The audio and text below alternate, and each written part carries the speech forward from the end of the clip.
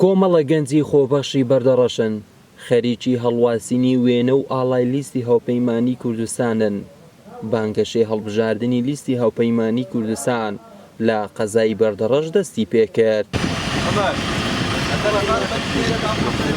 ئەمڕۆ وەکو بانگەشەی هەڵبژاردن دەستمان کرد بە پۆستەر بەستن لە ناو قەزای بەردەڕەش و دەوروبەری بەگشتی لە بازنەی سێ بەگشتی، بەڵام وەکو قەزای بەردەڕەش ئەمڕۆکە دەستمان پێکرد لە دوای ئێوارەوە هەڵساین بە بەستنی هەموو پۆستەرەکانی خات و ئیمان خان لە بازنەی سێ ژمارە 26 کە هیوایەکی گەورەمان بە خات و ئیمان هەیە و بە دەنگدەران هەیە کەوا دەنگ دەدەن بە خات و ئیمان.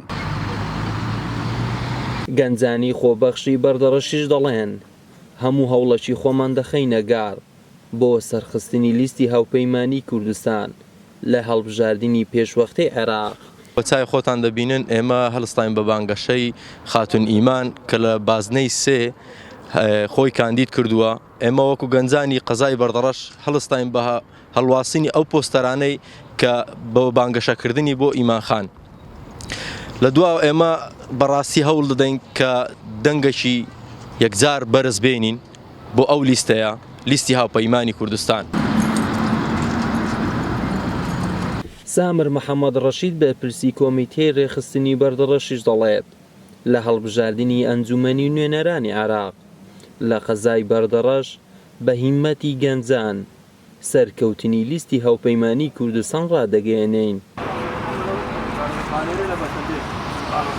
قەزای بەردەڕەش هەردەم قەڵای سەوزی یەکێتی نیشتیمانی کوردستان بۆ لە بادینان و بەڵێن دەدەین و بە هەموو جەماوەری قەزای خۆشەویستی بەڕەش دەین کە تەپلی سەرکەوتن لە ڕابردوو لە بەردەڕەشدای و لە ئێستاش لە بەردەش لە داهاتوش لە بەردەش دەین.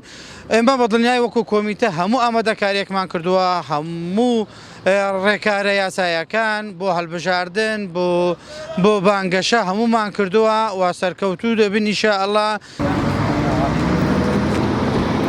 دروشمی پێکەوە بەهێزترین لە پێناو زیاتر خزمەتکردنی کۆمەڵانی خەڵکی کوردستان گەنج و لاوانی بەردەڕەش پاڵپشتی و پشتیوانی خۆیان بۆ هاوپەیمانی کوردستان دووپات دەکەنەوە.